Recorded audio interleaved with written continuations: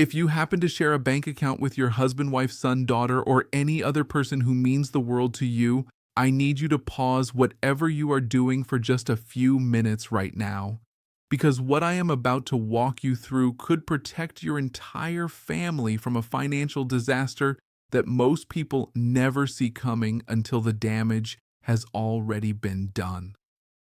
There is a silent danger hiding inside millions of joint bank accounts all across this country at this very moment, and almost no one brings it up until the day everything falls apart. By the time this video wraps up, you are going to know exactly what that hidden threat looks like, why financial institutions almost never warn their customers about it, and what steps you can take as early as this week to safeguard the money you have spent your whole life working to accumulate. Stick with me because the part that matters most is coming toward the end, and you genuinely do not want to scroll away before you get there. Welcome back to Retiree's Guide, the channel created specifically for people who want honest, no-nonsense answers about money, retirement planning, and protecting everything they have earned. If this happens to be your very first visit, go ahead and tap that subscribe button right now, because we dig into exactly these kinds of real-world financial conversations each and every week, and I can promise you, staying around is well worth your time. All right, let us get into it. Here is something the majority of people simply do not realize. The moment you open a joint bank account with another individual, you are doing far more than writing an extra name on a form. You are handing that person complete and equal authority over every single dollar sitting in that account from the very instant it is set up. It does not matter whose paycheck funded that money. It does not matter who made the deposits, who watched every expense carefully, or who spent 3 or 4 decades building that balance from nothing. The second another name appears on that account, that individual typically carries the exact same legal authority to withdraw, move, or spend every last cent as you do. Most older adults figure that a joint account just makes daily life more manageable. Split up the bills, have someone ready to step in if health issues pop up, keep the whole arrangement uncomplicated. And honestly, in plenty of households, that is exactly how things play out. But heading into 2026, with banking regulations continuing to shift, fraud schemes growing increasingly clever, and families more geographically scattered than at any other point in recent history, that straightforward arrangement can quietly turn into a serious problem. And it tends to happen gradually, without a single warning sign, until the harm is already locked in and impossible to undo. Let us begin with the most frequent reason families decide to open a joint account in the first place. A parent reaches a certain age, perhaps dealing with some health concerns along the way, and decides it would be easier for an adult child to step in and handle bill payments or manage financial matters when needed. That reasoning sounds perfectly logical. It even feels like the responsible thing to do. But here is what almost nobody takes the time to clearly explain at the moment that account gets opened. There are actually several distinct ways to add another person to your account, and they carry very different legal consequences, even though financial institutions often process the paperwork as if they are all the same thing. One arrangement is sometimes referred to as a convenience account, where the secondary person can write checks and take care of bills on your behalf, but does not actually hold any legal ownership of the funds and has no right to claim anything after you pass away. The other arrangement is a fully shared account with rights of survivorship, meaning the second individual immediately becomes a legal co-owner of the entire balance, and when you eventually pass away, every dollar transfers directly to them automatically, completely independent of anything your will might say. That second piece is where everything gets complicated, and it sits right at the center of why this subject deserves so much more attention than it typically receives. Consider this example. A widow has 3 adult children. She wants her estate split equally among all 3 once she is gone, and her will lays that out in perfectly clear language. But several years before her passing, she added her eldest son to her checking account so he could help manage bill payments after her eyesight began declining. That account carried survivorship rights, even though she never fully grasped what that actually meant at the time it was established. When she passes away, that checking account, which may hold a significant portion of her lifetime savings, never touches her will at all. It flows directly and immediately to her eldest son in its entirety, regardless of what that document says about dividing things equally. The remaining two children may never receive a single cent from it, and by the time the family pieces together what occurred, there is absolutely nothing left to be done about it. This is not some extraordinary cautionary tale. This exact situation unfolds in families throughout this country every single year, and it fractures relationships, sometimes beyond any possibility of repair, over something that one honest conversation and the correct paperwork could have entirely prevented. Now let us talk about account access, because this is where things can become genuinely uncomfortable in a hurry. Once a person holds joint ownership on your account, they have the ability to pull money out at any moment for any purpose without seeking your permission first or notifying you afterward. The majority of the time, that arrangement is not a problem at all. Families extend trust to one another, but trust and good intentions do not always provide the protection you might expect, particularly when someone finds themselves navigating serious personal financial difficulties. Imagine your son is added to your account to lend a helping hand, and 12 months later, he hits a genuinely rough stretch, perhaps a sudden job loss, a divorce proceeding, or a pile of unexpected medical expenses. Here is something that catches many people completely off guard. In a wide range of circumstances, creditors and debt collectors pursuing your son can legally reach into that shared account because he holds legal ownership of a portion of the funds inside it. Even if every single dollar in that account originated from your own earnings, if he faces a lawsuit or his divorce proceedings bring that account into the financial dispute, your retirement nest egg could become tangled up in someone else's legal or financial crisis through absolutely no action of your own. And then there is the issue that nobody feels comfortable discussing out loud, but we have to address it directly because the figures involved are simply too significant to gloss over. According to research published by AARP, financial exploitation drains older Americans of roughly $28 billion every single year. And the deeply troubling reality is that the vast majority of that money, somewhere around 70% of it, is not taken by anonymous strangers or overseas phone scammers, but by someone the victim already knows personally and trusts completely, whether that is a family member, a paid caregiver, or a longtime friend. The Consumer Financial Protection Bureau has documented that when the individual responsible for financial exploitation has a close personal relationship with the victim, the average dollar amount stolen is substantially greater than what a stranger typically manages to take through an outside scam. A joint bank account can unfortunately become one of the most accessible entry points for that kind of exploitation, precisely because nothing raises a red flag. There is no suspicious overseas wire transfer, no unfamiliar foreign transaction flagging the bank's monitoring systems.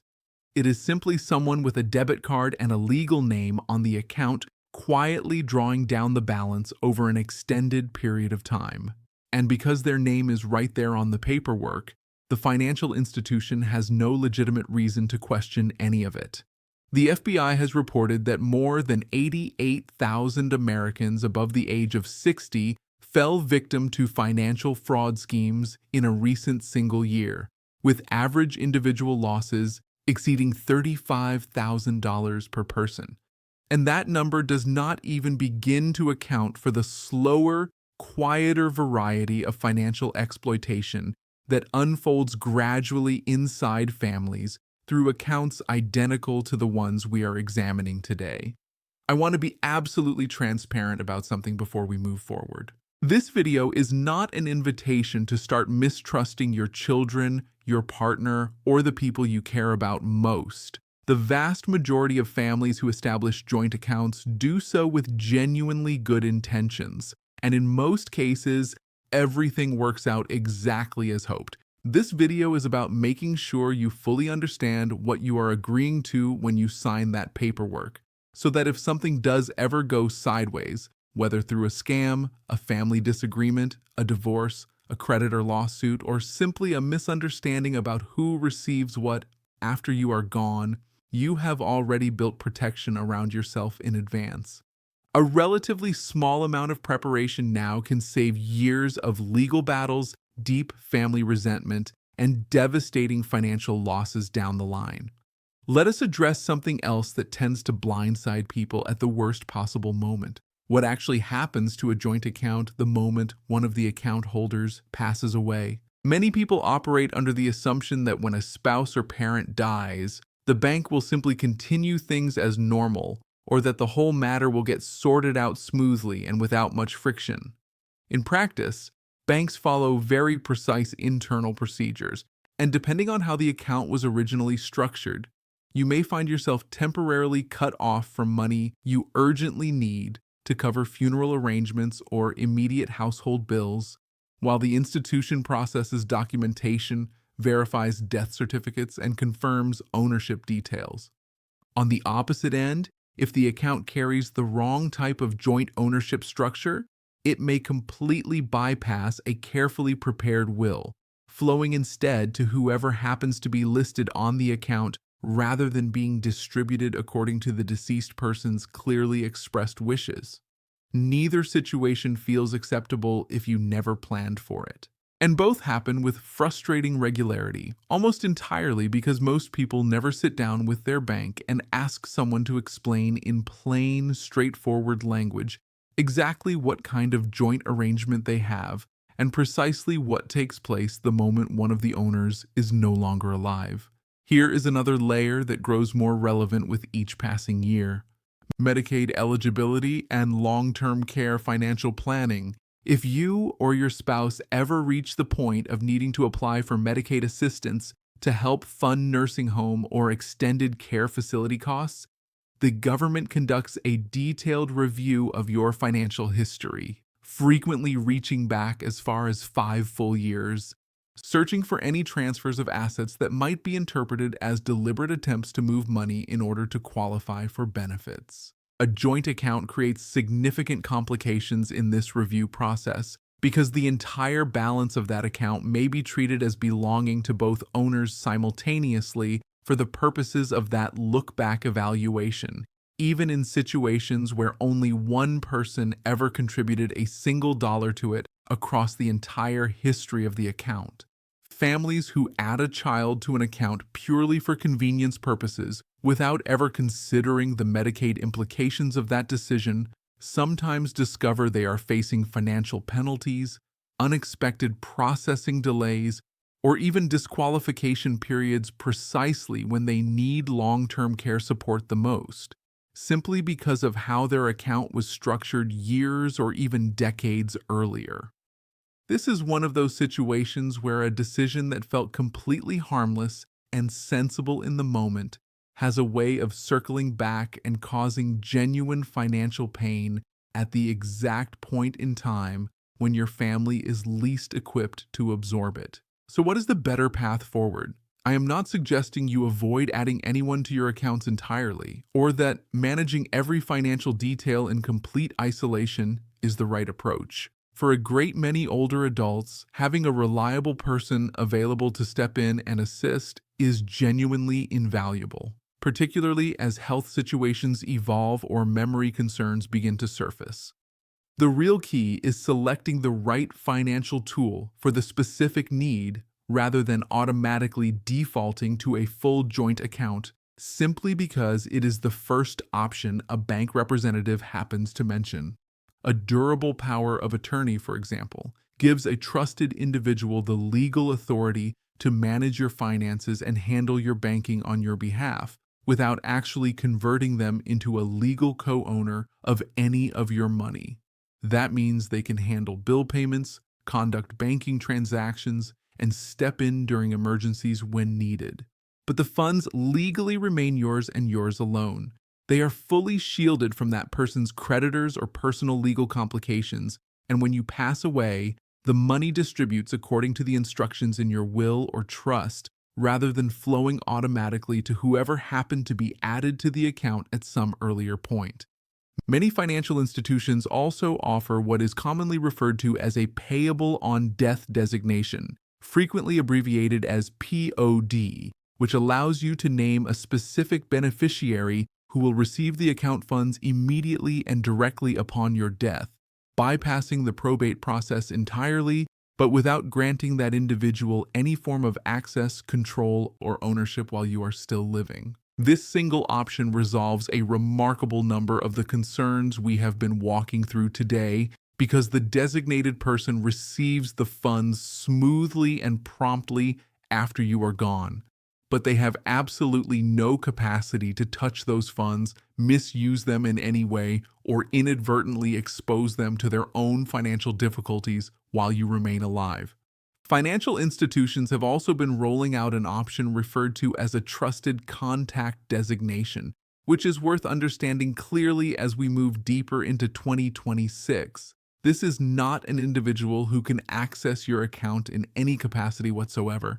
It is simply a person the bank has your authorization to contact if they observe unusual transaction patterns, potential signs of fraud activity, or warning indicators suggesting that something may be wrong, particularly if they have reason to suspect that cognitive decline or financial exploitation might be occurring. It represents an additional layer of protection that carries no cost to you and alters nothing about ownership of your money.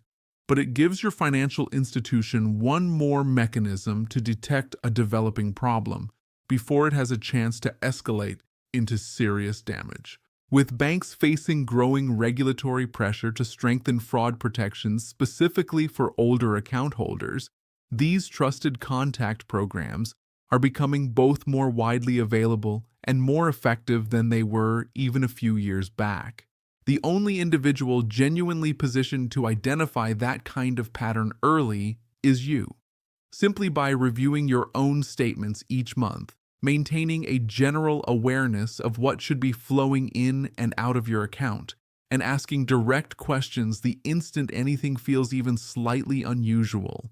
This single practice, reviewing your statements consistently rather than assuming everything must be fine, is what separates catching a problem after a few $100s have disappeared from discovering it after tens of thousands are already completely beyond recovery. It requires no financial investment whatsoever. It demands only a few minutes of your time each month, and it serves as the safety net capable of catching what every other protective measure might still allow to slip through. Let me walk through one additional scenario, because this one surfaces far more frequently than most people anticipate, especially among married couples who have built decades of life together. A husband and wife share the same joint checking account just as they have for the past 40 years. They have always maintained complete mutual trust around their finances, and neither has ever had any cause for concern. But as they move into later life, one spouse begins exhibiting early indicators of memory difficulties. Nothing dramatically apparent yet, just occasional small lapses surfacing here and there. Then a stranger calls, presenting themselves as a representative from the bank's fraud prevention department, urgently warning that the account has been compromised and that the funds must be immediately transferred to a secure holding account for their own protection. This is among the fastest growing scam categories targeting older Americans today. And it achieves success precisely because the entire interaction sounds completely official, conveys real urgency, and frames itself as protective rather than as any kind of threat. The spouse experiencing memory difficulties, motivated entirely by wanting to do the right thing and keep the family's savings safe, follows every instruction provided and moves a substantial sum of money before the other spouse has any awareness that the call even occurred. Because it is a joint account, the other spouse has equal legal standing with respect to those funds. But in that critical moment, they had no knowledge of what was happening, no opportunity to intervene, and received no notification from the bank because technically an authorized account holder personally approved the transfer. This is precisely the scenario that trusted contact programs and ongoing account monitoring practices are specifically built to intercept, but only when those protections have been deliberately established well ahead of time. Scammers have grown noticeably more technologically sophisticated as we move through 2026, frequently deploying tools capable of replicating familiar voices or spoofing caller identification displays to make these conversations feel even more authentic and convincing. This makes the practice of independently verifying any unexpected bank communication by calling the institution directly using a number you personally look up rather than one provided during the call more critically important than it has ever been before. It is also genuinely valuable to understand how your joint bank accounts connect with and interact with other pieces of your broader financial picture, because your money almost certainly does not reside in a single place. Retirement savings vehicles such as 401k plans and individual retirement accounts, along with life insurance policies, do not actually transfer through a joint bank account or even through the instructions contained in your will.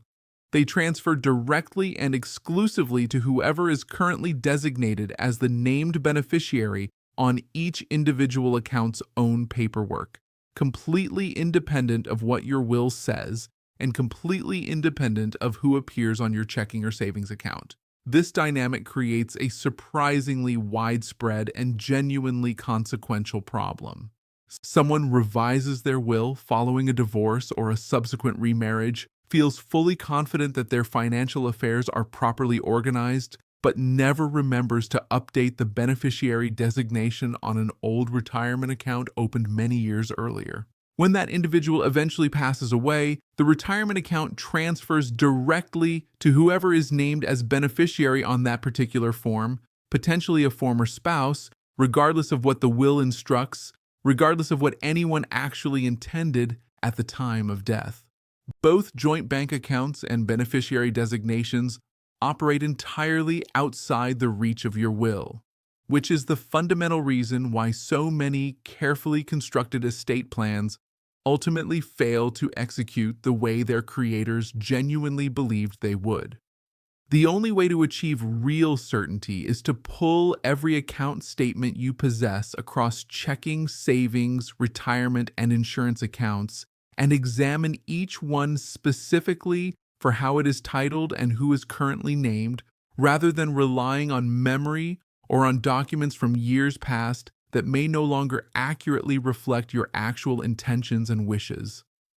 I also want to address something that genuinely surprises many people. Even financial institutions operating with genuinely good intentions sometimes make navigating this more difficult than it needs to be. Bank employees are not licensed estate planning attorneys, and a substantial number of them simply do not have the specialized training required to walk customers through the detailed legal distinctions between different account structures. When an older adult walks into a branch and expresses a desire to add their child to an existing account, the representative frequently processes whatever the most standard default option happens to be, without walking through alternatives such as a power of attorney arrangement or a payable on death designation, simply because the customer stated their request in a particular way and processing it efficiently is the immediate priority. This is not necessarily a reflection of anyone acting improperly, but it does mean the responsibility for asking the right specific questions rests squarely with you, rather than with the assumption that the institution will naturally guide you toward whatever arrangement best serves your particular circumstances. Even a brief consultation with an estate planning attorney, perhaps a single focused session, can bring clarity in under an hour to matters that might otherwise require years of family confusion and conflict to untangle after everything has already gone sideways. Many estate attorneys now offer flat-fee consultations specifically structured around reviewing account titling and beneficiary designation accuracy. And given the relatively modest cost involved compared to the peace of mind and genuine financial protection that results, that investment is remarkably difficult to argue against, particularly when you consider how substantial the balances in these accounts typically are by the time individuals reach their retirement years. If anything you heard throughout this video prompted you to think about your own accounts, or perhaps a parent's accounts, or a conversation you have been quietly postponing with a sibling about how everything is currently set up, please go ahead and drop a comment below right now. Let me know whether you were already familiar with the survivorship issue we discussed, or whether today's video introduced you to it for the first time. Because I genuinely read through every comment that comes in, and it plays a real role in shaping what topics I prioritize covering next on this channel. And if you found genuine value in what we covered today, please think about sharing it with a family member, a close friend, or anyone in your life who might be sitting on a joint account they have never thought carefully about. This is exactly the type of video that gets scrolled past far too easily, but carries enormous value for that one specific person in your circle who needs to encounter it before something goes wrong, rather than in the painful aftermath. Protecting everything you have built over a lifetime is not about approaching the people you love with suspicion. It is about constructing sensible, informed structures so that love and trust never accidentally become sources of financial vulnerability. The older adults who successfully avoid these problems are not the ones who refuse to share accounts or stubbornly insisted on managing every detail alone. They are the ones who invested a modest amount of time in genuinely understanding what they were agreeing to, asked the right questions of their financial institution, and verified that their accounts were actually aligned with their true intentions. You have already taken that first meaningful step simply by watching this far, and that places you significantly ahead of most people around you. Take a moment and reflect on everything we worked through together today.